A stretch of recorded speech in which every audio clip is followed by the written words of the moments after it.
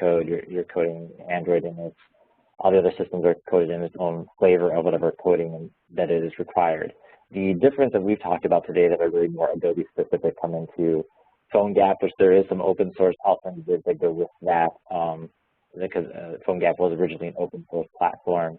DPS is Adobe specific. It is something that's very specific to InDesign and Adobe Experience Manager and how they blended that together. So while I tried to kind of make that a little bit clear up front, but really you can use multiple systems that are available to offer a lot of this, except for really the DPS, the Digital Publishing Suite scenario, is very much Adobe specific. Very good. Thank you for that explanation. Really appreciate that. We've got a lot of good questions here. We have about 11 minutes left. Let's see how many of them we can get through. Suvajit Purkayaska, I hope I'm saying that correctly, asked a couple of questions here. One of them is, how can you approach mobile analytics? I think that's an interesting question. We talked a lot about the B2C part, but let's talk about that part of it a little bit. Mobile analytics, gentlemen?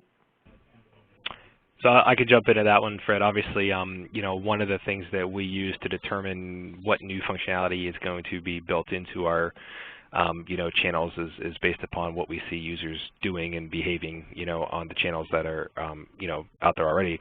So Google Analytics actually recently has, you know, made available a very good analytics service that is can be integrated into a mobile app.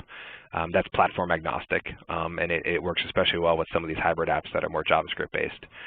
So it's a free service. I'm sure there's other ones out there, but that's the one we've been looking at, and it's nice because it's a similar presentation to Google Analytics if you're using that for your web analytics to understand what your users are doing, potentially on your full feature website or on your mobile website.